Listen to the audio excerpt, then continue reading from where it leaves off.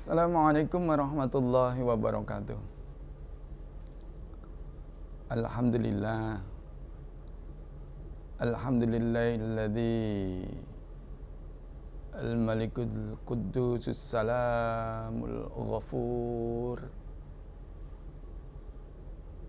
al-hadiyun nur rasyidus sabur. Marilah kita bersyukur, kita minta maaf, taubat kepada Allah. Niscaya Allah akan memberikan apa yang kita inginkan. Nah, itu kan tema kemarin, bahwa kita sudah taat, qanaah, sabar, dan banyak-banyak istighfar. Dengan kesulitan, ujian, cobaan, musibah, apapun, niscaya Allah memberikan yang terbaik untuk kita, hamba-hambanya yang beriman. Saudaraku, Ziswaf ISQ yang disayang Allah, mari taklim kita lanjutkan.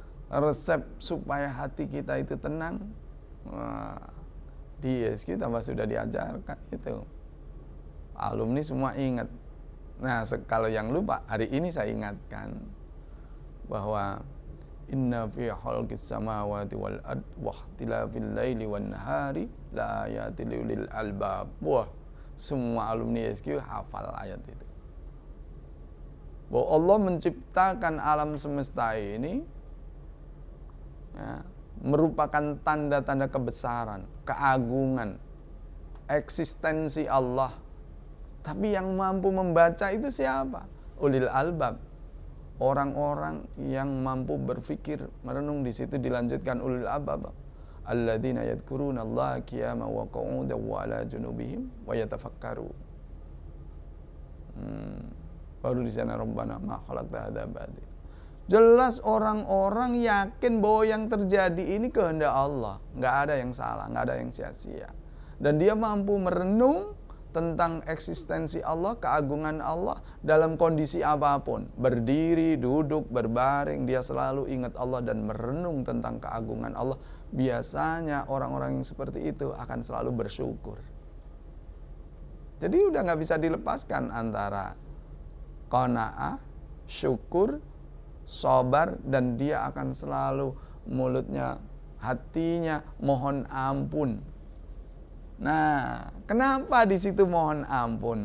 Karena ketika fisik kita sehat, belum tentu hati kita sehat. Akhirnya ada yang namanya penyakit hati.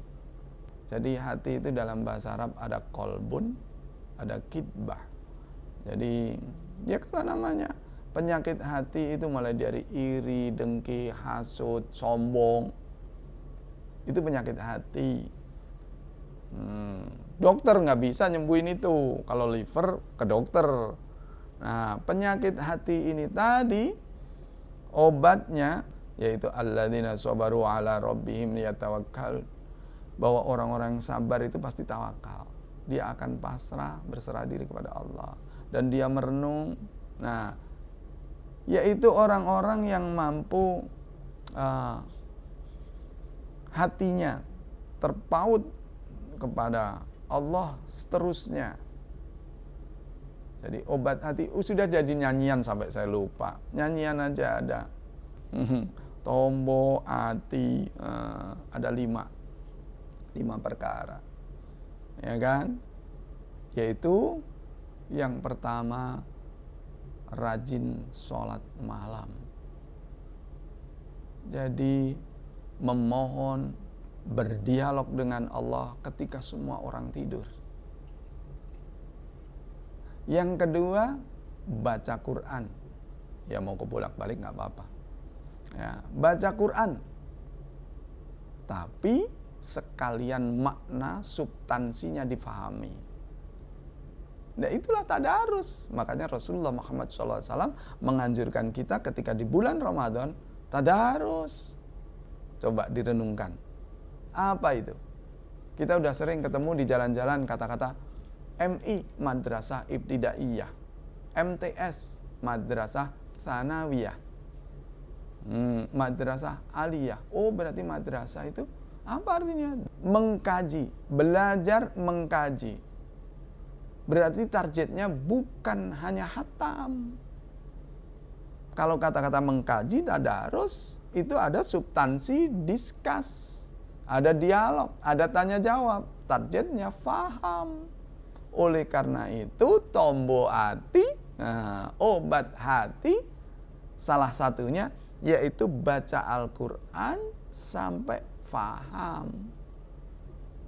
Obat hati yang ketiga, supaya hati kita, kondisi kita di bulan ini, penuh ujian ini, bisa tentrem, ayem, ya, sejuk di hati, yaitu puasa.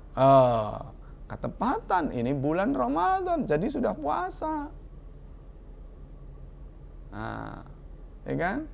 Terus apa lagi? Kita sering zikir.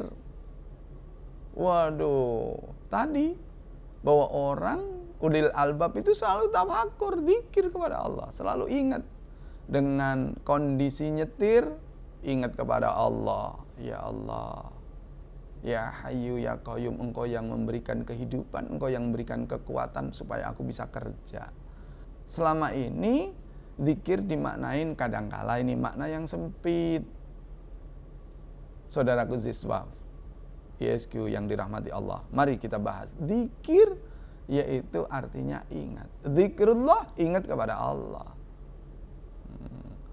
Walaupun kita bisa sholat, baca tasbih, tahmid, takbir, lisannya, tapi kalau hatinya tidak ingat kepada Allah, termasuk zikir enggak? Nah, ada yang jawab enggak. Iya enggak lah, enggak ingat kok. Makna zikir itu kan ingat. Ketika ibu-ibu ngulek sambal, goreng tahu, goreng tempe, goreng ayam, kok ingat Allah? Sudah zikir. Walaupun lisannya tidak melafadzkan. Syukur-syukur lisannya melafadzkan. Fikirannya juga ingat kepada Allah. Hatinya terutama selalu terpaut kepada Allah. Itu yang hebat, itu betul-betul. Bidzikrillah tatma'innul qulub. Bahwa zikir tadi mampu menenangkan, menentramkan hati kita. Menenangkan hati. Waduh, bukan main itu. Jadi, mulai dari tadi sholat malam, baca Quran, puasa, dan selalu ingat kepada Allah, zikir kepada Allah.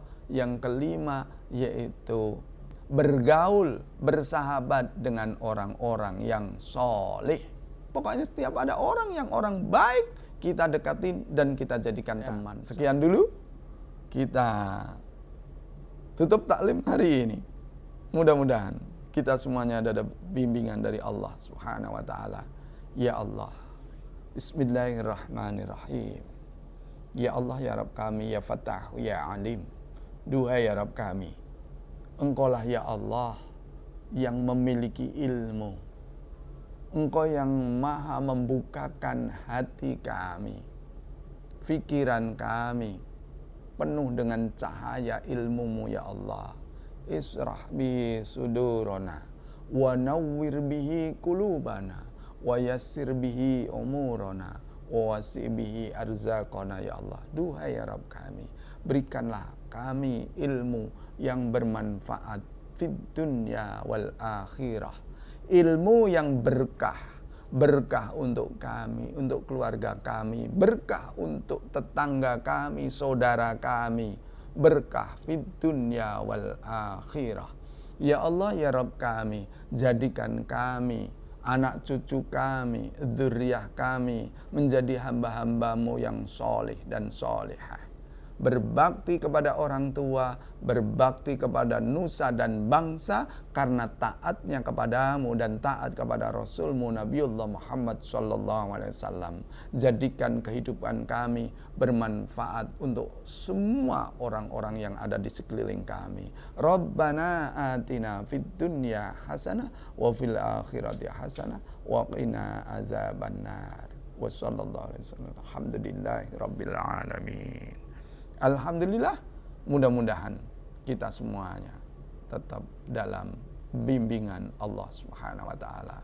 Wassalamualaikum warahmatullahi wabarakatuh.